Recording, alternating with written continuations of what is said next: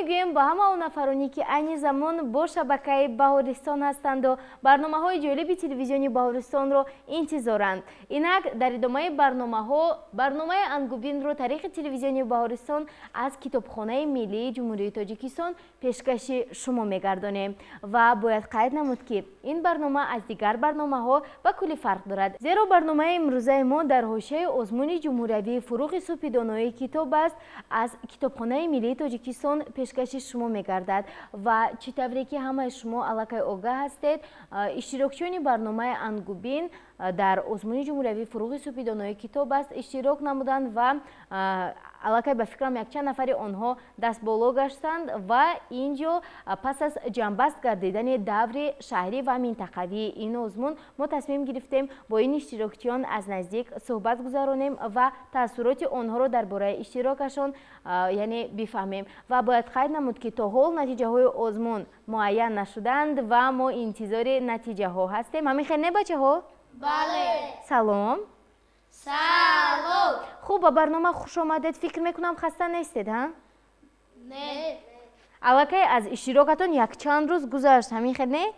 Бале. Ва бинандагони гиромӣ, фикр мекунам бо ин иштирокчиёни мо шумо аллакай шинос ҳастед ва чун анъана дар ҳар як барномаи идонаи мо якчанд нафар меҳмонон низ иштирок мекунанд ва имрӯз мо аз ҳисоби иштирокчиёни фаъол ки бениҳоят натиҷаи хуб нишон доданд дар даври минтақавӣ як нафарро даъват намудем ва ин ҳам бошанд Шукуров Ҷаҳонзеб аз шаҳри Ваҳдат мебошанд ки дар даври минтақавӣ хеле натиҷаи хубро нишон доданд ва ин лаҳза биед як маротиба дигар бо иштирокчиён хуб шиносоӣ мекунем. Муҷтабо, мо шуморо аллакай мешиносем. Шумо дар кадом номинатсия иштирок кардед? Ман дар номинатсияи хондан ва азбар намудани осори классикиёни форсу тоҷик иштирок менамоям. Хуб, шумо чӣ, Иброҳим? Ман аз рӯи номинатсияи хондан ва азбар кардани ашъори классикиёни тоҷик аз рӯи номинатсияи дуюм иштирок намудам. Яъне ҳар дуятон аз классика. Шумо чӣ, Оиша? Ман аз рӯи номинатсияи адабиёти кӯдакон наврасон ва осори шифоӣ иштирок менамоям. Хеле хуб. Ва бинандагони гиромӣ, ҳангоме ки нахустин маротиба Оиша ба барномаи ангубин омада буданд, сабти мо яъне бобарор наанҷомид. Аниқтараш дар ин барнома Оиша каме гирья карданд аз ҳаяҷон, тарсида будед, мо маротибаи дуюм барномаро сабт кардем ва пешкаши шумо гардонидем. Вале ҳоло пас аз сипариштони чанд моҳ мо мебинем ки Оиша чӣ хел духтараки калон ва ҳатто механданд, Оиша? Ва ҳатто дар озмуни ҷумҳуриявӣ низ иштирок намуданд. Хуб, Мустафо, шумо чӣ? Ман аз рӯи номинатсияи хондан ва азбар намудани ашъори классикон иштирок намудам. Беҳтарин аст. Хуб, шумо Гурдофарид? Ман аз рӯи адабиёти кӯдакон наврасон ва осори шифоӣ иштирок кардам. Хеле хуб. Шумо чанд солаи, Ҷаҳонзеб? Ман 11. 11, яъне синфи панҷум. Беҳтарин кадом номинатсия? Ман аз рӯи номинатсияи хондан ва азиёт кардани адабиёти кӯдакон наврасон иштирок кардам. Офарин. Ва хуб, бинандагони гиромӣ, инҷо аллакай мо маълум намудем ки кадоме аз иштирокчиён аз рӯи кадом номинатсия дар озмун ширкат варзиданд. Ва бояд гӯям ки барномаи имрӯзаи мо хеле шаффоф ва суҳбат озодтар хоҳад буд, зеро ман худ низ иштирокчии ин озмун мебошам ва ман аз рӯи номинатсияи, ба фикри шумо аз рӯи кадом номинатсия иштирок кардам? Бале, аз рӯи номинатсияи бачагона дар озмуни ҷумҳуриявии фуруғи субҳи доноии китоб аст иштирок намудам ва албатта ҳар як иштирокчӣ новобаста ба сину сол ва ҳунару маҳорату дониш як ҳаяҷон, як ҳиссиёти хоса дорад ҳангоми иштирок дар озмун. Ва инҷо мо бо ҳамроҳи иштирокчиёни барномаамон бо ин яъне таассуротҳои худро ба якдигар мегӯем. Ҳамин хуб, биед Муҷтабо, аз худи шумо оғоз мекунем. Барои чӣ номинатсияи классикӣ? Чаро кӯдакона не? Чаро муосир не? Барои оне ки дар оилаи мо номинатсияи хондан ва азбар намудани классиконро хеле дӯст медоранд. Аз ин рӯ ман ҳам дӯст медорам.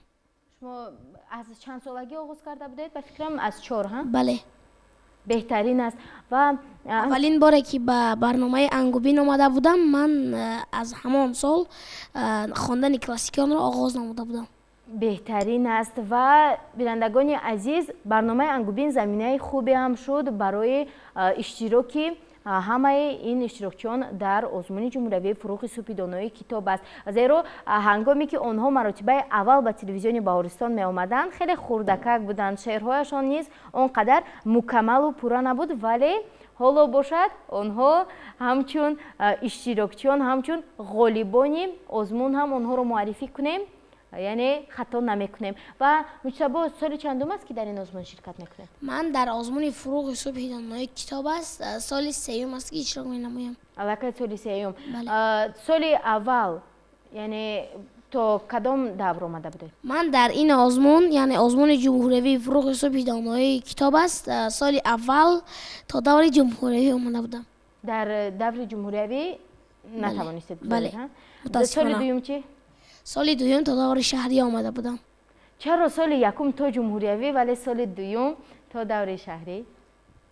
хай тайёриҳо ҳамин хел будааст.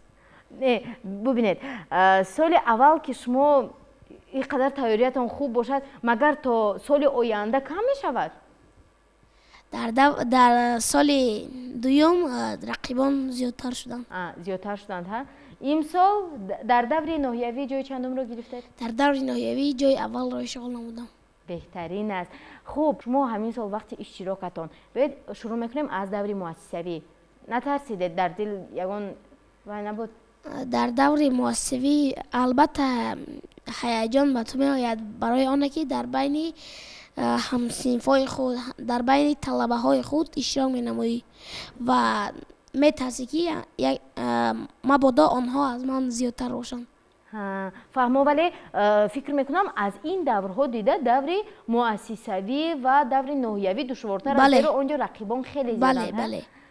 хуб, пас он шумо дар он ҷо фақат гуфтанд ки роҳат ёфтед, ҷои якум, дуюм инта нагуфтанд? Не, гуфтанд ки роҳат ёфтӣ. хуб, даври ноҳиявӣ чӣ гуна гузашт? даври ноҳиявӣ хело ҳам пуршукӯҳ буд. дар он ҷо рақибон хеле зиёд буданд. вақте ман ба саҳна баромадам, маро ҳаяҷон фаро гирифт. чӣ хел фаҳмидед ҳаяҷон аст? барои оне ки пойҳоям меларзид.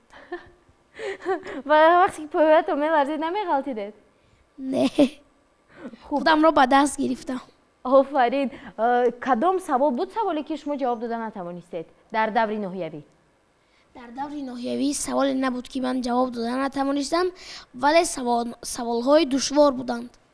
чӣ гуна дар ёд доред ҳамон саволҳоро? ба ман аз достони шоҳномаи Абулқосими Фирдавсӣ савол дода буданд. шумо ҷавоб дода тавонистед? бале. хуб, модом ки сухан дар бораи шоҳнома меравад, метавонед ягон 10 мисраи онро барои мо қироат намоед? албатта. достони Рустам ва Соҳроби Абулқосими Фирдавсӣ. марҳамат.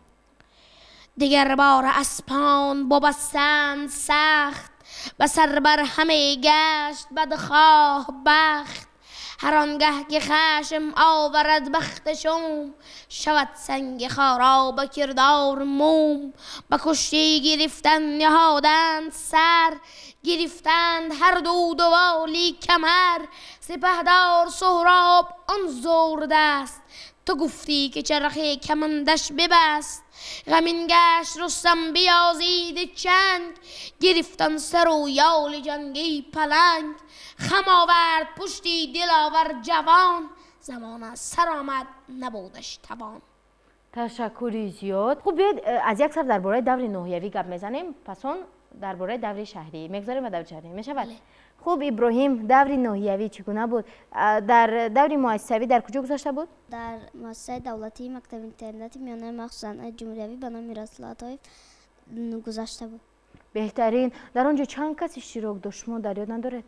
نه. نه؟ بسیار بودند؟ بله. در آنجا همه نفران زیاد بودند. خوب، شما یگان سوال دادند که جواب دادن نتوانسته باشید؟ من هم به همه سوالهای داوران جواب گردوندم. خوب، بهترین است. نترسیدید وقتی که صحنه میبرید؟ نمیترسید؟ نه، مرا هیجان فرا نمیگیرد وقتی که به صحنه میبرم. برای چی؟ برای آنکه من برآمد عادت کردم. عادت کردید؟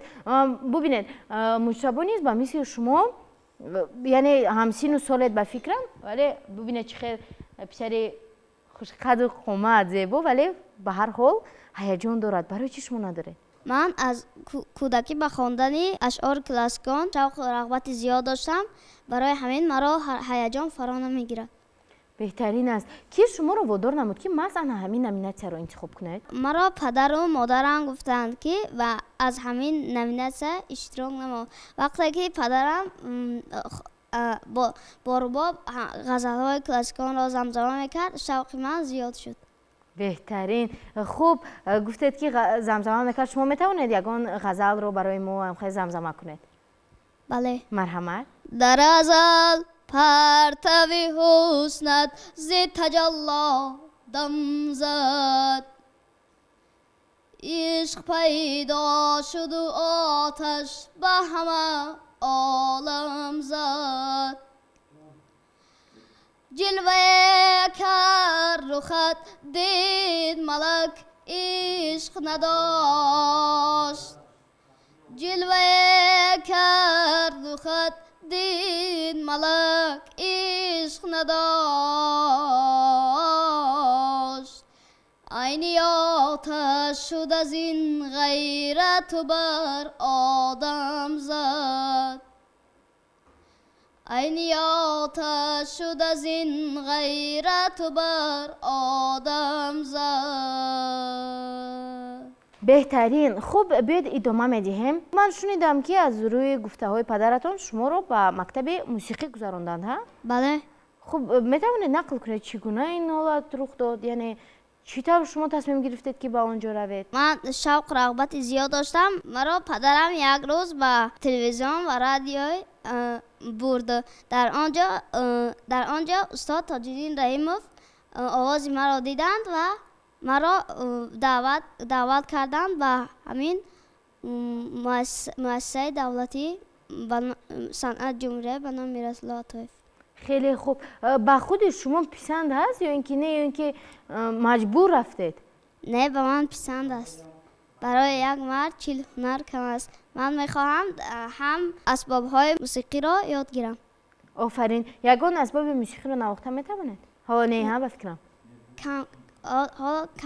کم نواخته میتوانم. یاد گرفته استودید بفکرم؟ بله. خوب، اکنون بیاید باز برمیگردیم به سری آزمون. یعنی در دور مؤسسوی رو گذشتید. دور ناحیوی چگونه بود؟ دور ناحیوی به من سوالهای داوران مشکل نبود. چی سوال دادن که مشکل نبود؟ به من سوالها از داستانهای شاهنامه سوال دادن. باز از چی سوال دادن؟ از غزلهای کلاسیکان. نمیدونید کی ها بودن داوران در آن دور؟ در خاطر ندارید؟ نه؟ خوب، وقتی که به نزد تخته صنف میبروی تو همون شعر یا اینکه متن رو از یاد هم باشه، ولی به هر حال کم کم میترسید ها از معلم. از داوران چی نمیترسید؟ نه. برای چی؟ من عادت کردم. شما عادت کردید؟ بله. خب بهترین است. کی شما رو همراهی میکرد در همین آزمون؟ پدرم. بهترین است. خوب، احسن. با شما در دور ناحیوی سزاوار جای چندم شدید؟ در دور ناحیه سزاوار جای دوم. بهترین است. شما تحفه دادن؟ بله. البته تماشابینان عزیز، برای هر یک خردسال این نتیجه خوب است، هنگامی که بر عوض دانش، بر عوض هنر و مهارت و کوشش‌هایشان با آنها تحفه می‌دهند و این هم باشد البته با دستگیری اساسگزار صلح و وحدت ملی، پیشوای ملت، پرزیدنت جمهوری تاجیکستان محترم امامعلی رحمان میباشد. و خوب، یعنی سزاوار جای دوم شدید ها؟ بله. بیاید با شما صحبت کنیم. آیشه، دور یکم رو در کجا گذراندید؟ دور مؤسسوی رو؟ در کتابخانه شهر وحدت. شما در شهر وحدت زندگی میکنید ها؟ بله. آفرین. چند سوال دادن با شما؟ سوالهای آنها مشکل نبود و من توانستم که در آن آزمون جای سوم را اشغال کنم. آفرین. یعنی کنی با ما نقل کنید یکم بار هم به صحنه برآمدید ها؟ خرسک زدن برایتان؟ نه؟ برای چی خرسک نزد؟ کنی بچه ها همه کسا یک خرسکی بلند زنید برای آیشه. انا دیدید ما خرسک های آنها رو جبران کردیم و اکنون گوید که چی خیلی آغاز کردید؟ برآمدید به صحنه، ما به شما خرسک زدیم، چی خیلی آغاز کردید؟ من اول خود را معرفی کردم. کنی چگونه؟ مرحمت. ای آفتابی تابان بشنو سلامی ما را از خاک تا به کیهان بشنو سلامی ما را ای توتی شکر لب ای مرغکان خوشگپ ای صاحبان محفل بشنو سلامی ما را درود و سپاسی به همتا به شما اهل نشستی این تالار زیبا دوستداران شعر و سخن پیروان نیاگان والا مقام ادبیات تاجیک من شمس‌الدین و عایشه خواننده صنف یکم مؤسسه تحصیلات میانه عمومی رقم 139 شهر وحدت می باشم. امروز در نمینه ادبیات کودکان نورسان و آثار شفاهی اشتراک می نمایم. تا به این زینه رسیدنم یک قطار شعرها، لطیفه ها، ضرب المثل ها، چیستان ها، تزگویک ها از خود نمودم. اینچنین کتاب های نظم را مطالعه نمودم و در سیم آمده ام. مینه‌داری خود را همچون اشتراکچی خردکان از شهر وحدت و پیشوای معظم پرزیدنتی محبوب ما که دوستداری ما کودکان می باشند بیان نموده گفتنیم. بابا جان مهربان ما از شما خرسند و مینت داریم که برای ما غمخوار بوده بهر آینده درخشانی ما کوشش می نمایید. آفرین بیبی عایشه، بهترین است. عایشه بیاید این طور میکنیم، تصور میکنیم که من اعضای حکمان هستم. کنی عایشه با ما از یوسف جان احمدزاده یک شعر قرائت کنید. مورچه دو نیافت از تگ دلو نیافت شد و خون نبرد دانه سری شو نبرد او چه من دو نگفت قریب یک تا نگفت چهره آچه شکفت گرم بیبوسید و گفت شکر کلام نک شدی دانه کشام نک شدی. بهترین است. با شما بهای 5 میده. خوب، یعنی نترسیدید ها؟ یگان سوال بود جواب نگردانده باشید؟ نه سوال های حیات یکمان من توانستم جواب دهم. چی سوال ها بودن کنی با ما گوید؟ شعرها را پرسیدن، لطیفه ها. بیاید این طور میکنیم، کنی با ما یک لطیفه گوید ما خنده. مادر از پسرش میپرسد که چرا دودرت گیره میکند؟ میگوید که از سمبوسه هم به او ندادن. بعد مادر میگوید که الکی سمبوسه خودش تمام شد. پسر جواب میدهد وقتی سمبوسه او را خوردن هم گیره میکرد. آفرین. خوب، گفته جای سیوم رو گرفتید ها؟ بله. باش ما اگان توفه دادن؟ نه. نه؟ حاضر میدهند توفه از همه کلان رو با عایشه میدهند. خوب، مصطفی مرحمت. خوب کنی مصطفی جدی یک سخن کنید. برآمدید وقتی برآمد کردن در روی صحنه ایستادید ها؟ بیاید ما برای برآمدی مصطفی یک قرصک میزنیم. اکنون چه خیلی برآمدتان رو آغاز کردید؟ ما خیلی آغاز کنید در دوره مؤسسوی. این بزم هزار است بکش ساغر اینجا که از غیب کشایند برآید در اینجا از موج مبادا شکند کشتی صبرم کو تنگ دل تا فکند لنگر اینجا از شهر دل ما مطلب رخت صبوری عمریست که غارت زده غارتگر اینجا آواره شوی عقل از این شهر که هرگز جز عشق اقامت نکند دیگر اینجا فیضی دل ویران شدم گنج نهان است که از جوهر جان یافت هم گوهر اینجا. تشکر زیاد. شما هم نمیترسید؟ نه. پایهایتان کم نمیلرزند؟ پیش از برآمدن نمیگوید که یگان سوال دهند که من جواب گردانده نتوانم؟ میگویدن و فکرم؟ نه. این طور که باشد میگفتید که چگونه سوال ها به شما دادند؟ داستان شاهنامه. از از داستان شاهنامه میپرسند؟ خوب، بهترین از شما ازیاد میدانستید؟ بله. آفرین. و اکنون گوید که چقدر اشتراکچیان بودند؟ بسیار. زیاد بودند؟ بله. چرا شما ادبیات کودکانه رو انتخاب نکردید و از اشعار کلاسیکان رو انتخاب کردید؟ و من همین کس معقول بود. یا معقول هستن؟ بله. با همراه ابراهیم هر دویتون مثلا یک شعر رو گیریم، اگر هر دویتون میدونید بله. روی خط هر دویتون یک خیل است؟ نه؟ از کدوم از شما زیادتر است؟ از ابراهیم؟ از شما چی زیاد نیست؟ کمتر است؟ تقریبا چقدر کم است؟ 100 غزل زیادتر میدونید شما؟ آفرین.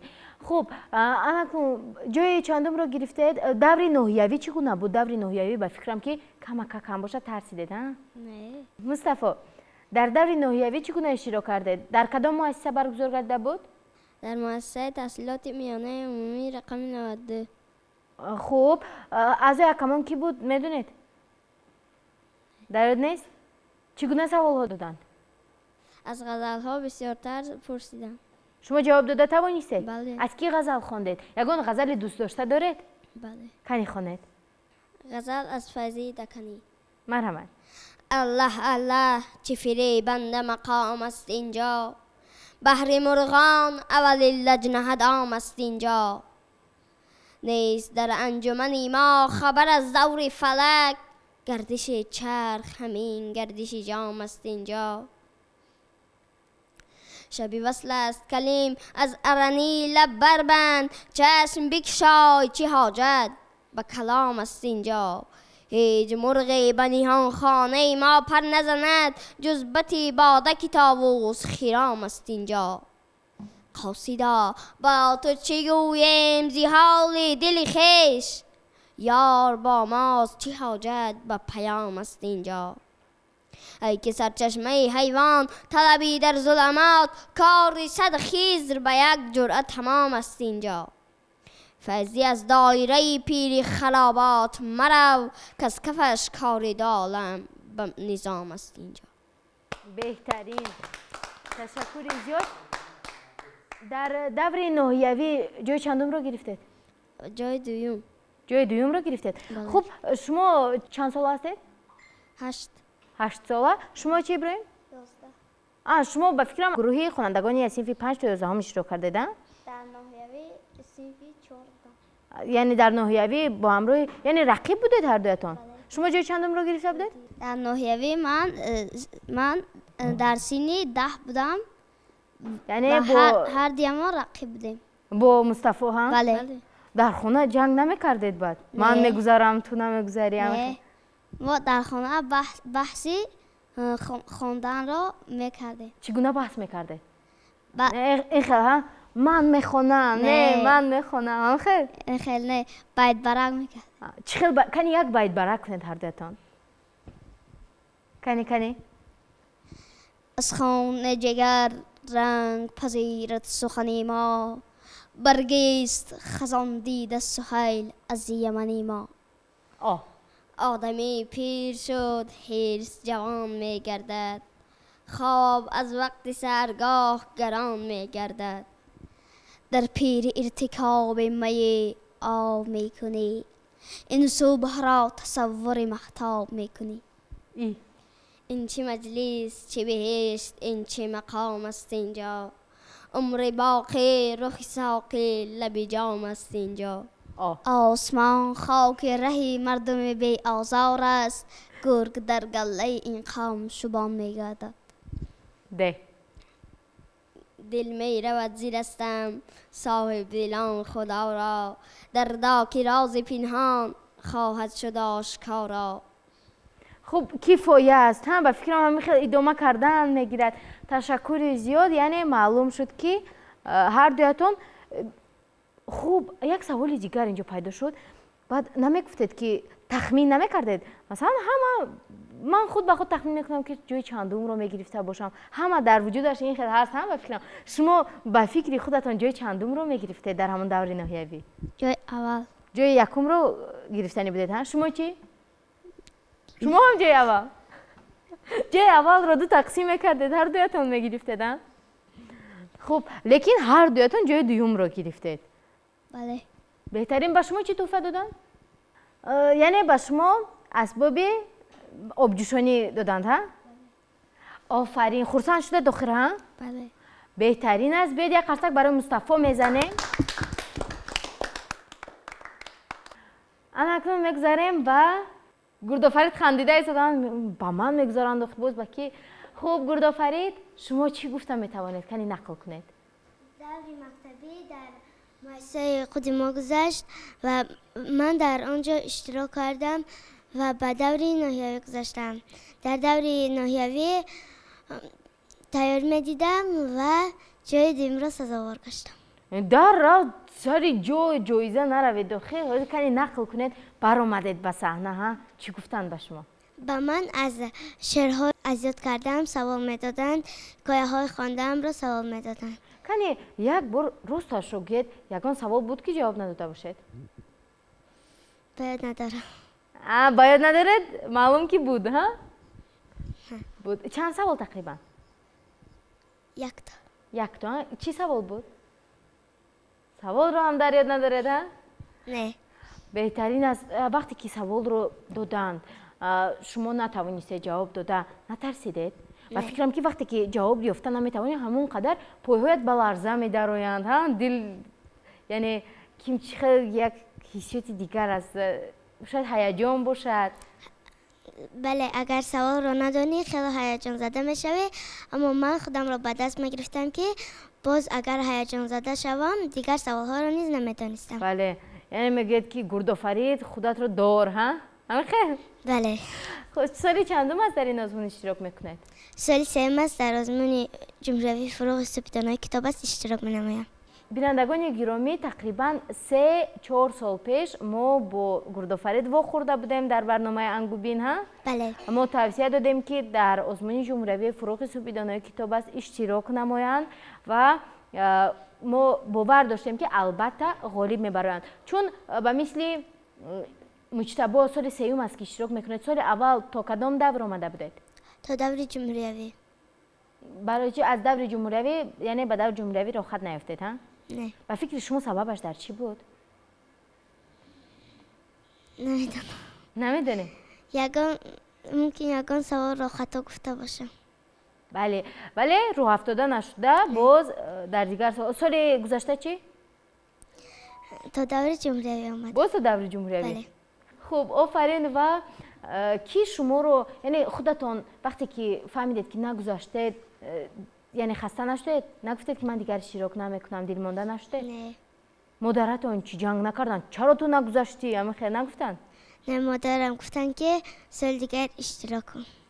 بله خوب یعنی شما رو دستگیری میکنن مادرتون بله. ها احسن به شما و بیاید میگذاریم به امسال ها یعنی گفتید جای چندم رو گرفتم در ناحیوی جای دوم را جای دوم رو بله خیلی خوب با شما چی تحفه دادن مبلغ دادن ها خرسند شدید یا نه بله شما وقتی که شما رو یعنی انتظار بودید وقتی برآمد کردید از کدام ناحیه برآمد کرده بودید اسماعیل سامانی ناحیه اسماعیل سامانی قریب که یعنی از همون لحظه که اشتراکچیان برآمد کردن یعنی آزمون برگزار گردیده بود تا لحظه جایزه سپاری خیلی وقت کشید تقریبا 3 هفته ها بله وقت کشید شما فکر نمیکردید یعنی عصبی نمیشدید برای چی من گذاشته باشم نگذاشته باشم فکر نمیکردید که شاید اینقدر وقت گذشت شاید من نگذاشته باشم که با من زنگ نزدن نه نه نه وقتی که با کی زنگ زدن که شما جا گرفتید با ما دیرکتور مدرسه زنگ زد گفت که جایزه سپاری می شود شما جا گرفتید نگفتن چندم جا نه نگفتن شما با فکر خود چندم جا رو گرفته بودید تا همین معین شدن جایتان مثلا ابراهیم و مصطفی هر دویشان رقیب هر دویشان در یک نامیناسیون هر دویشان میخواستن یعنی جای یکم رو گیرن شما چی شما جای چندم رو میخواستید من گفتم که جای چنده رو گیرم چندم جایی که باشد مهم راحت یابم به دور شهری آفرین بعد خرسند شدید وقتی که نامتان را گرفتن چگونه نامتان را گرفتن کنی همون لحظه رو به یاد بیارید گفتن خیرالله و گردآفرید جای دوم رو گفتن و شما چی گفتید من خرسند شدم بعد صحنه برآمده رقص کردید یا نه چی گفتید رحمت گفتید حجقه بله تشکر گفتم تشکر گفتید بعد مادرتان چی گفتن مادرم شاد شدند ها بله ташаккури зиёд. Кани ягон шеъри бароятон хеле писанд ро барои мо нақл кунед, яъне қироат кунед. ҳамаи шеърҳо ба ман писанд ҳастанд. кадомашро бисёртар дӯст медоред? шеър аз Юсуфҷон Аҳмадзода, шаҳри Душанбе. марҳамат. шаҳри Душанбе, шаҳри нумоям, чун гул то аз ман аз ту рӯям. шаҳри Душанбе, дунёи ман ту, дар синаи кӯҳ, дарёи ман ту. шаҳри Душанбе, умри дубора, дар осмонат шабҳо ситора. шаҳри Душанбе, ای چهره آرا، بوی سمرقند، بوی بخارا. خیلی خوب. یکون تزگویه گوید. دیدبان دیده ای را دیده دید کرد، با قلنگش زیر کرده دیده را نادید کرد. دیدبان دیده ای را دیده دید کرد، با قلنگش زیر کرده دیده را نادید کرد. دیدبان دیده ای را دیده دید کرد، با قلنگش زیر کرده دیده را نادید کرد. خب من هم کم یاد دهید. من عموما آزوده‌ام این یعنی تزگویه کن نمیبرایم. سببش شما هم همین خیلی مشکلی داشتید؟ بله. من ببینید 6 ضرب 6 شود 46. 6 ضرب 6 من اونقدر خوب گفتن نمیتوانم. خب جهانزیب شما از روی کدام نمینه بودید؟ من از روی نمینه کودکان نورسان و آثار شفاهی. یعنی در کدام گروه؟ خوانندگان نیستین؟ خوانندگان 5 تا 11. آفرین. برآمدید. بیاید ما از دور مؤسسوی آغاز نمیکنیم ها؟ امین در دور نهیوی چگونه گذشت؟ برآمدید به صحنه چی شد؟ در نهیوی من بسیار در هیجان نبودم. من برای آنکه بسیار کتاب خوندم و آنها نیز آدم هستند، آنها هر سوالی که به من پیشنهاد میکردند من به آنها پاسخ درست جواب میدادم. کن یک سوالشون رو به خاطر آورید جواب گردانید. آنها سوالها بسیار دادند در یادم نیست. از اکابر شریفی یگان چیز میدونید؟ من از حکمم. از اکابر شریفی حکایه، شعر. کدام حکایه ها رو خوندید؟ حکایه های و گنجکک یکرو. از پلوتولیس چی؟ از پلوتولیس لالچینی، نیهال ها، مورچایک و چند حکایه دیگه. از پلوتولیس گفتید که لالچینی ها؟ بله. کنی قهرمان های اساسی یوسف و هاشیم. کدامی از اونها فربه بود؟ هاشیم بسیار فربه لوند بود. یوسف با مثل چوب قاق بود. بله. که چشم کدامی از اونها خیره تر میدید؟ از یوسف. از یوسف ها؟ بله. قطره اولین باران با پیشانی کی رسید؟ قطره اولین باران با پیشانی هاشیم رسید. خوب. تشکر زیاد. یعنی با باوری جواب میدهد ها؟ نه؟ با باوری جواب نمیدهند؟ بله. خوب آفرین. کنی نقل کنید چگونه تاثیرات ها داشتید پیش از برآمد کردن؟ یعنی هیجان نداشتید؟ فکر نمیکردید؟ من بودو اگر من هیجان این ترس است البته، ولی بود هستن که فکرها در سر آدم پیدا میشوند. من هیجان در آن داشتم که من در این آزمون میگذرم و جای نمایان را اشغال میکنم. من با برادرم شرط کرده بودیم که من میگذرم. او گفت که در اینجا از تو هم زور هست. من گفتم که از من زور هم باشد باز من از آنها بهتر جواب میدهم. خوشبختانه گذاشتم. آفرین. بعد با برادرتون چی گفتید؟ با برادرم گفتم که من اکنون گذاشتم و کار کردگیم رو کردم. خیلی خوب. چقدر وقت کشید از لحظه اشتراک در آزمون تا لحظه جایزه سپاری؟ پس از 2 روز. آقا که پس از 2 روز ها اونقدر انتظار هم نشد؟ روزی آخرانش بود که ما رو پرسیده بودن. یعنی در همین 2 روز چگونه فکرها داشتید؟ در این 2 روز فکر داشتم که از من شاید زورها باشد. با برادرم چی جواب میداشتم؟ هم فکر یک طرف، فکری برادرتون به دیگر طرف ها؟ بله. من شرط رو باید بای ندیم. همین خیر؟ بله. خوب. جای چندم رو گرفتید بعد؟ جای اول رو اشغال کردم. آفرین. بیاید یک قرصک برای جهانزیب میزنیم. خوب. جهانزیب جای یکم رو گرفتید ها؟ بهترین. بعد برادرتون هیچ چیز نگفتن؟ برادرم هیچ چیز نمیگفتن. همه عائله‌مون خوشحال بودن. شما خودتون جای چندم رو صاحب شدنی بودید؟ یعنی با فکر خودتون جای چندم رو صاحب شدید؟ با من جایش اونقدر مهم نبود. مهم گذارم ها؟ تا اینکه در نزد برادرم شرمنده نشم. آفرین. خوب. دارید یگان شعر پسندیده یا؟ بله. مرحمت اون رو برای ما درباره زبان مادری. مرحمت. چو شعری رودکی زیباست، چو موسیقی فرح افزاست، در عالم از همه شیرین زبانی مادری ایماست. زبانی نظم پر حکمت، زبانی دولت و ملت، ز اجدادان برای ما بود آن بهترین ثروت. با آن چون کامران گشتیم، چو عینی نقطه‌دان گشتیم، با علم و صنعت و ایجاد به دنیا جاویدان گشتیم. تشکری زیاد.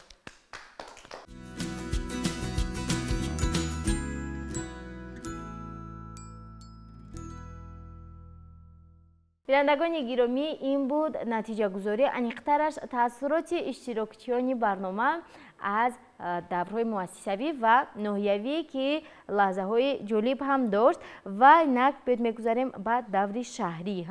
برای همه اون نفرانی که این زمان با ما پیوستند خاطررسان میشویم که شما برنامه انگوبین رو طریق تلویزیون بهارستان در حاشیه آزمون جمهوری فروغ سپیدانایی کتاب است از کتابخانه ملی تاجیکستان تماشا کرده ایستادید. و در این برنامه ما اشتراکچیان خود یعنی اشتراکچیان آزمون جمهوری فروغ سپیدانایی کتاب است رو دعوت نمودیم که از حساب اشتراکچیان فعال برنامه انگوبین می باشند و ما خیلی شاد هستیم که ما از اشتراکچیان برنامه ما علاقه چندین سال است که در این آزمون اشتراک می نمایند و سزاوار جایهای نمونوی می گردند. و اینجا بیاید بینندگان عزیز درباره اشتراک آنها در دور شهری آزمون جمهوری فروغ سپیدانایی کتاب است پرسان میشویم، زیرا تاثیرات ها خیلی گوناگون هستند. و بینندگان عزیز به همه شما معلوم است که چند پیش دور سیومی آزمون جمهوری فروغ سپیدانایی کتاب است برگزار گردید، البته هم در شهر دوشنبه و هم در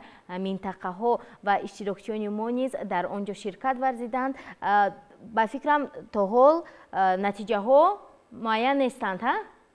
خوب فکر میکنم درباره این دور تاثیرات ها خوبتر خواهند شد، زیرا اشتراکچیان فکر و عقیده و عموما هر آن چیزی که در تخیلاتشان هست و اینجا میبرند. نمیخیل نه؟ بله. خوب جهانزاد بیاد از خود شما آغاز میکنیم. چگونه بود اشتراک در دوره منطقوی در شهر حصار برگزار گردید؟ چگونه بود؟ برآمدید؟ چی گپ شد؟ پیش از برآمد کردن میدونید که اینجا غالیبان علاقه جمع شدند، هم بهترین ها جمع آمدند. خب شما چی فکر داشتید؟ من میگذاشته باشم نمیگذاشته باشم؟ من فکر داشتم که من در این آزمون میگذاشتم برای اینکه هر یک سوالی که با من داده بودند با آنها نیز داده بودند، من در جای نشست خود به آن سوالها جواب میدادم و آنها باشد نه. شما با همین تگی زبانتون با یعنی خاموش جواب ته آخر همه خیل میگفتید؟ بله. این نه خود ندانی همه خیل؟ بله. خوب با فکرم شما هم همه خیل کردید ها؟ بله. زیرا من خود نیست در انمون وقتی که در کرسی ها یعنی در صحنه می نشینیم، در پسی صحنه می نشینیم، سوال هایی که با آنها میدیم تو جواب دادن میگیری ها؟ بله. ولی اینجا یک فرقیت است که سوال هایی که با آنها دادن آنها جواب دادن نتوانستند، تو با آن سوال ها با پرنگی جواب میگردانی، ولی وقتی که خودت به صحنه برای آن سوال ها رو نمیدونی، گویا که همون اعضای حکمان شنیده ایستاده باشند سخنهای تو را. خوب با شما چی سوال ها دادن؟ با من از کتابی سوال دادن. سوالی که من نمیدونستم این تحلیلی ضرور مسئله بزرگ نمور که بهار می آید بود. یعنی چی جواب دادید؟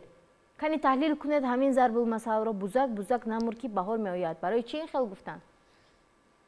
برای اینکه چونه که بزرگان میگویند مکن وعده وگر کردی وفا کن، طریق بی وفایی را رها کن. خوب جواب دادن نتوانستید ها؟ بعد جوابش رو فهمیدید خودتون؟ بله. چی بود است؟ همین ضرب المثل گفته من. ضرب المثل گفته اتون ها؟ همین گپ رو مادرانتون یگان مراتبه گفتن در خانه؟ بله. هی بزرگ نمور که بهار می آید ها؟ بله. خب یک چند ضرب المثل دیگر بگید. نان هم نون رزه هم نان، از آدم بکار همه بزار، پدر رازی مادر رازی خدا رازی، خشت اول چونیت معمار کش تا با آخر می رود دیوار کش. خب من اعضای حکمانم کنی انا همین خشت اول چونیت معمار کش تا با آخر می رود دیوار کش، همین ضرب المثل را تحلیل کنید. شخص اگر از خورده با سواد و از برای جستجوی علم و دانش اگر رود و تا آینده بسیار آدم با سواد می شود. آدمی که با تحکرسی خود یعنی با آدمان بد می گردد و در آینده برای بد میروم. یعنی باید از خوردی انسان رو از خوردیش، یعنی آهن رو در گرمی است میکوبن میگویند باز کو همین خیلی شود ها. بله. خوب تشکری زیاد. وقتی که سوال رو دادن نترسیدید؟ نه. وقتی که جواب یافته نمیتوانی ها در یک من لحظه فکر خود رو بیان کردم. فکرتون رو بیان کردید ولی با فکر آنها درست نبودن. بله.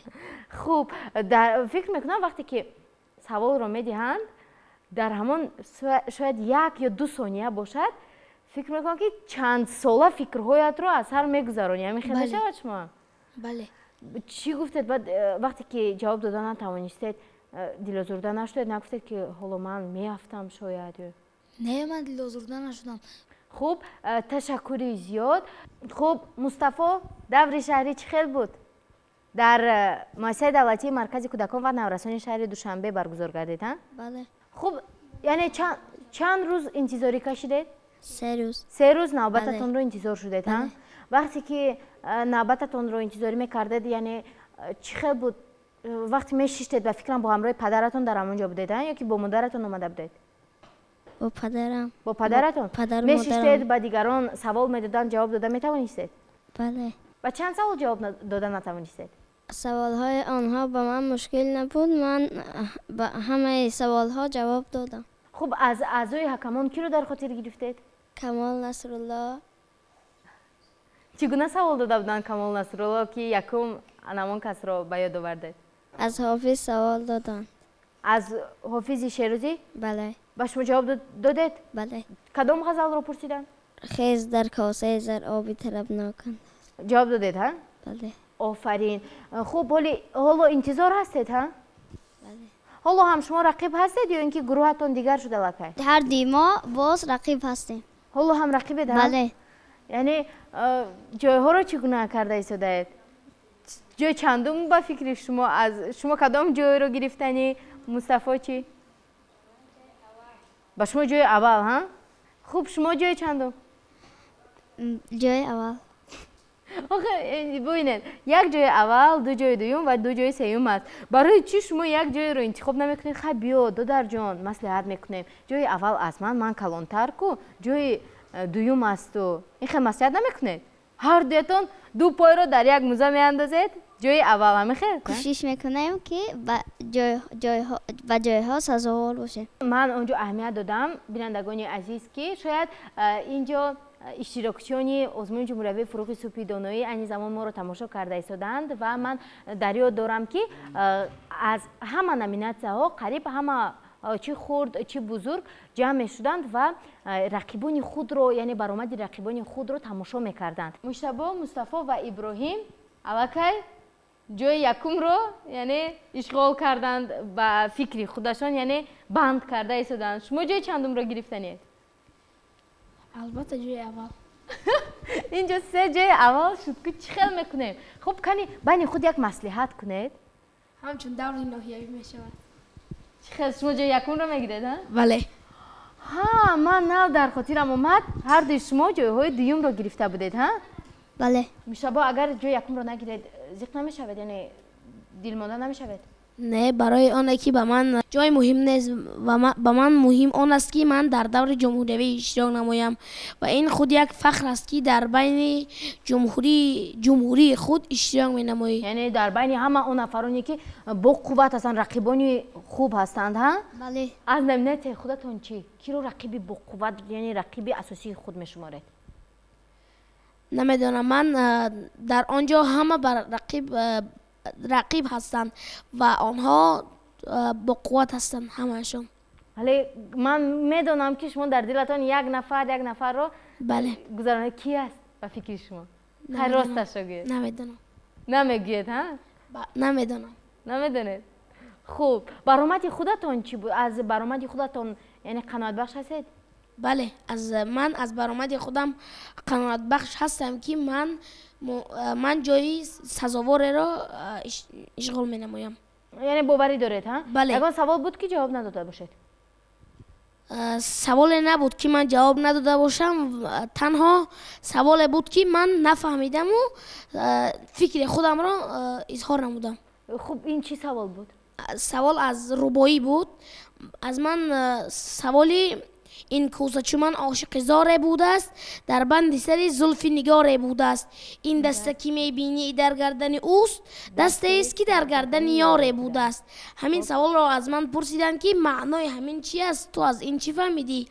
من از این فهمیدم که چی جواب دادید؟ راستش رو گوید. سوال جواب دادم که ممکن این از برای آن باشد که این خیل دسته آن دسته کوزه همین خیل است. همین خدر جواب دادید ها؟ بله. و فکرم با شما سوال دادند که همین چرا شاعر یعنی عمر خیام خود را با کوزه یعنی مانند کرده است ها؟ بله. شاید این از برای آن باشد که کوزه هم از خاک تیار می شود و آدم هم از خاک تیار می شود. از این رو باشد. یعنی پیدایش آدم از خاک است هم خیر؟ بله. خوب، البته درست از فکر شما و اینجا ما بهاگذاری متاسفانه ما بهاگذاری کردن نمیتوانیم و اون رو حکمان معین میکنن. خوب، چه خیلی انتظار هستید؟ لحظه جایزه سپاری رو با شما زنگ زنند گویند که مجتبی غالب شد، چیکار میکنید؟ خیلی شاد میشوم. چه خیلی شاد میشوید؟ کنی شاد شوید آن رو نشون دهید. میپرید. کنی یک بار شاد شوید. شدم من در هر برنامه شدستم. نه تصور کنید. الو سلام علیکم، میبخشید ما با طالبوف مجتبی زنگ میزنیم. طالبوف مجتبی سزاوار جای طالب زاده مجتبی سزاوار جای یکم شدند. شاد میشم. چی خیلی شاد میشه؟ همین خیلی شادم خیلی. خوب مفرین. اصلا با شما کنید همون احساسات خود را نقل کنید. در آنجا یگان آدم نیست که در هیجان نباشد. برای آنه که در آنجا تماشابینان هم زیاد هستند و اعضای حکمان هم زیاد هستند. وقتی آنها را میبینی در دلت یک هیجان میآید که اینها زیادن. یگان سوال آنها را جواب ندهم آنها میخندند. تماشابینان میخندند به خود که این نمیداند این سوال را. با همین خاطر کوشش کردید با همه سوال‌ها جواب بدهید ها؟ کی شما رو دستگیری میکرد؟ کی راهبری میکرد؟ پدرم راهبری من پدر و بیبی هم هستم. ولی بیبیاتون با فکرم در وقت اشتراک نبودن ها با همراهتون؟ نه نبودن. وقتی که برادرم با تلفن خود برآمدی مرا ثبت کرد با بیبیم نشان دادیم. بیبیم خیلی خرسند شدن. خیلی خرسند شدن. چی گفتن؟ کجا فهمیدید که آقای کس خرسند شدن؟ گفتن برآمدی تو خیلی خوب است و ممکن که جای اول را گیری. آفرین. خوب، ما نیز باور داریم که شما همتون هر سیاتون در یک نامیناسی از یک گروه رقیبان اساسی هر سیاتون جای یکم را میگیرید ها؟ آفرین. اصلا با شما سوال یکم آزمون چی بود؟ سوال اول آزمون این بود که شما ترکیباً و ترجیباً میدونید؟ من گفتم بله. استاد کمال نصرالله به من گفتند که در این آزمون آنقدر اشتراکچیان از دور کلاسیک از نامیناسی کلاسیک اشتراک نمودند آنها آنها ترکیباً و ترجیباً نمیدانستند. یگان ترکیباً یا ترجیباً خوانید. من گفتم ترکیباً ممکن است، بعد ترکیباً خواندم. کنی همون ترکیباً رو خوانید برای من.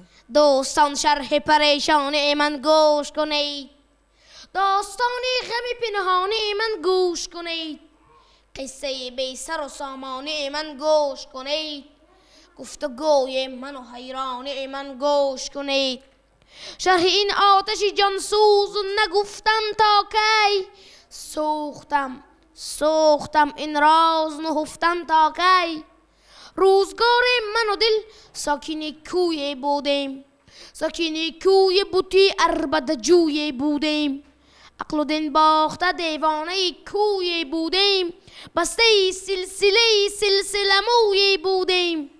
کس در آن سلسله غیر از من و دل بند نبود، یک گرفتار از آن جمله که هستند نبود. نرگسی غمزه زنش این همه بیمار نداشت، سنبولی پرشکنش هیچ گرفتار نداشت. این همه مشتری و گرمی بازار نداشت. یوسفی بود ولی هیچ خریدار نداشت. اول آن کس که خریدار شدش من بودم، باعث گرمی بازار شدش من بودم. عشق میشد سبب خوبی و رعنایی او، داد رسوایی من شهرت زیبایی او. بس که دادم همه جا شرح دلارایی او، شهر پر گشت ز غوغای تماشایی او. این زمان عاشق سرگشته فراوان دارد، کیسری برگی منی بی سر و سامان دارد. آفرین مجتبی، شما به نهایت با یک احساساتی خاصه قرائت میکنید. من فکر میکنم که در همون لحظه همون نفری رو که شاعر وصف نموده است در رو برای شما ایستاده است که شما برای نحوه خوانده ایستاده اید. این البته بهترین است و من فکر میکنم که البته این از مد نظر حکمان برنامه یعنی حکمان آزمون دور نمیموند و این رو به نوبت میگیرند و فکر میکنم بهترین برنامه بوده. میخوانید؟ خیلی نمیدانم، تماشابین شما هستید. البته تماشابین ما بودیم، بهترین بود برآمدتان و فکر میکنم که سزاواری جایهای نمایان میشوید.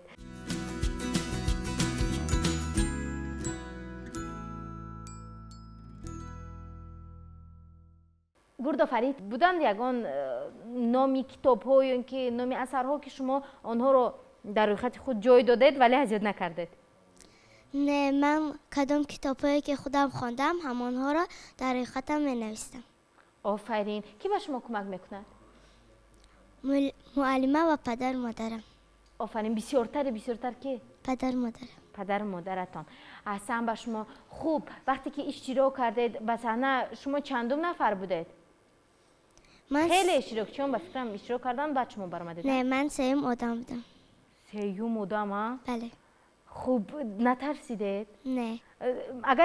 اگر به شما امکان میدادند که رفته یعنی نوبت خود رو دیگر کنید میکردید؟ میگفتید که من رو کم بعد 5 نفر دیگر مونید میگفتید؟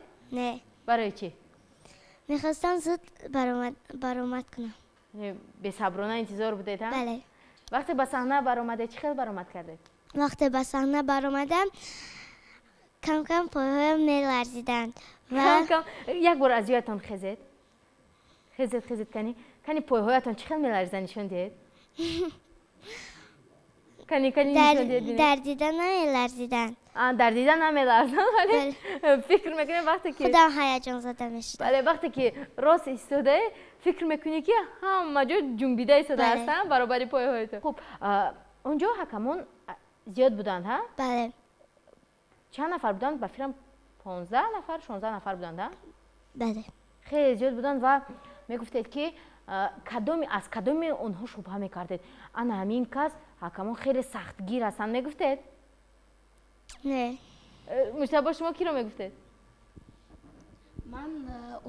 من از استاد نظامی مهردین خیلی میترسیدم و میگفتم ممکن یگان سوال دیدن که من آن سوال رو ندانم. دادن سوال؟ بله، سوال فقط همون قید دادن که از گلستان و بهارستان سوال دادن آنها. جواب گردانده توان شد؟ بله. بعد گفتید که انا من بخوده میترسیدم ها؟ نه، حالا من از استاد نظامی مهردین حالا هم میترسم. خوب به فکرم حالا که حالا شما رو اگر تماشا کرده ایستاده باشم میگم برای چی از من میترسیده باشه؟ من به آن کس گفتم که من از شما هراس دارم. آنها گفتند که از من همه هراس دارد، نمیدانم برای چی. لیکن به فکرم پس از برآمد کردن هراس شما کمی گم شد ها؟ بله. ملایم‌تر شدید. بله. آفرین. بیاید گردآفرید ادامه میدیم. خب با چند سوال جواب گردانده نتوانستید؟ 1 یا 2 سوال. حالا اون که نتیجه های آزمون معین نیستند شما چی فکر دارید؟ میخواهم در آزمون غالب آیم و به در جمهوری راحت یابم. این گونه فکر نبود که مبادا من نگذاشته باشم به من زنگ نزده ایستادند؟ همین خیلی فکرها هستن یا نه؟ بله. ولی با مادرتان میگید؟ بله. مادرم میگن که حالا آزمون تو کشته ایستاده است و آزیر جاها معلوم نیست. اگر من با دو نگذارید رو افتاده نمیشوید؟ نه. انیق؟ بله. شما به دور منبعد حتما راه میابید به فکر من و باز پس از برنامه دیگر یعنی پس از معین شدن جایها بینندگان عزیز پس از برگزار کردن جایزه سپاری برای دور سیوم ما حتما کوشش میکنیم تا غالبانی یعنی دور سیوم رو در یک جا جمع آوریم و صحبت آوریم درباره تاثیرات های آنها.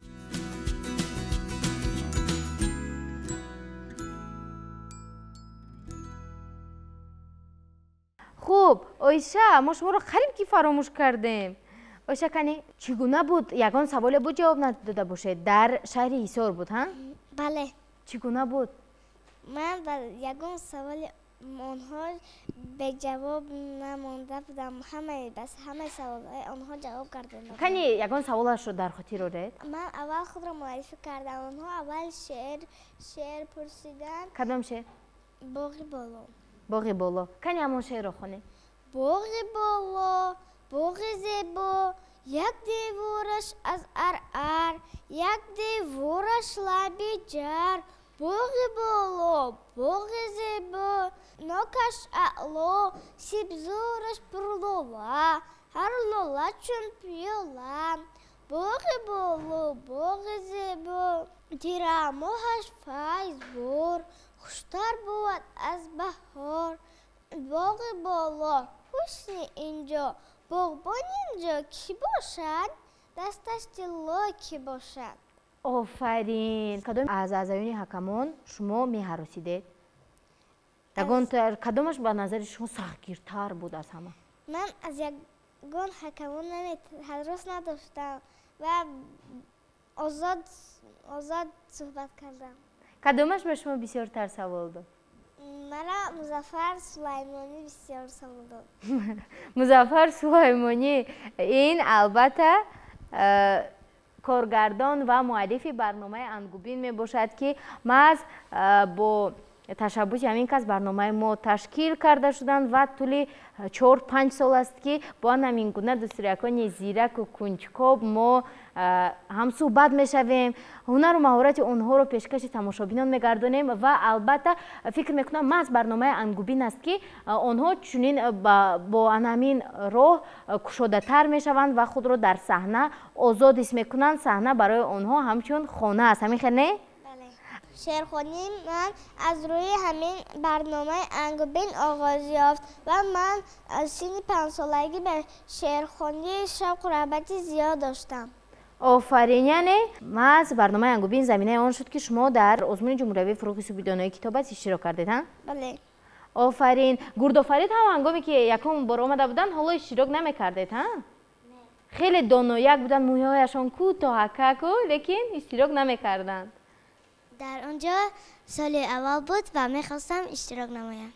آفرین. تماشابینان عزیز البته فکر میکنم این نیز بهترین نتیجه است که محض توسط آن که اشتراکیان برنامه انگوبین شوق و رغبت زیاد برای اشتراک نمودن در آزمون جمهوری فروغ صوفی دانایی کتاب است داشتند و خصوصا من نیز محض توسط همین برنامه انگوبین و توسط اشتراکیان آن تصمیم گرفتم که در این آزمون امسال اشتراک کنم و امسال با همراهی اشتراکیان برنامه من در یک تالار وام خوردیم. همین و من مطمئن هستم که امیدوارم که در دورهای منبعده یعنی در دور جمهوریوی نیز هممون باز در همون تالار که به فکرم در تالار کتابخانه ملی تاجیکستان برگزار میگردد باز وا میخوریم ها؟ بله. باز سوال و جواب میکنیم میشود؟ بله. خوب جهانزیب بار دیگر به شما نیز تشکر که در برنامه ما به حیث مهمان اشتراک نمودید و ما به شما نیز بردباری ها رو خواهان هستیم. هممون انتظاری جوابی برآمدمون ها؟ و تماشابینان عزیز فکر میکنم که اکثریت شما نیز در این آزمون اشتراک نمودید و اکثریت شما نیز انتظاری میکشید لحظه جایزه سپاری دور سیوم آزمون جمهوری فروغ صوفی دانایی کتاب است و باید گفت که ما همیشه امیدوار هستیم و ما فکر میکنیم که هر یک شما البته غالب خواهید شد و نفرانی که شاید متاسفانه به دور دیگر راه نیابند شما نیز ناامید نشوید و به مثل اشتراکیان ما از آنها عبرت گرفته در سالهای من بعد نیز иштирок намоед, зеро инҷо иштирокчиёни мо соли сеюм аст ки иштирок мекунанд ва ҳеҷ гоҳ яъне хаста намешаванд, боз ҳунару маҳорати худро такмил медиҳанд. Ҳамин не? бинандагони азиз, додаракону хоҳаракон, ҳамсолон ва ҳама нафароне ки аз дуру наздик моро тамошо мекунеду аз дуру наздик интизори посухи иштироки худ дар озмуни ҷумҳуриявии фуруғи суҳби доноӣ китоб ҳастед ва бояд қайд намуд ки мо ба ҳамаи шумо бовар дорем, ба ҳамаи шумо комёбиҳоро орзумандем ва бо умеди тансиҳативу хонаободии ҳар яки шумо мегузарем ба анҷоми барномаи ғайримуқаррарии Ангубин ки аз толори Китобхонаи Миллии Тоҷикистон таърихи телевизиони Баҳористон бо иштироки иштирокчиёни фаъоли озмуни ҷумҳуриявии фуруғи суҳби доноӣ китоб аст пешкаши шумо гардонидем ва дар барномаҳои минбаъда низ кӯшиш мекунем то шуморо бо беҳтарин истеъдодҳо шинос намоем ва дар наздиктарин фурсат кӯшиш мекунем айнан анҳамин гуна барномаро пешкашатон гардонем ва дар бораи натиҷаҳои дигар даврҳо ҳам суҳбат шавем. Шумо розиед бачаҳо? бале. хуб, то дидор бинандагони азиз интизор мешавем, донишу маҳорати худро сайқал медиҳем ва дар даврҳои минбаъда низ иштирок мекунем. То дидори навбатӣ дар барномаи Ангубин. Хайр!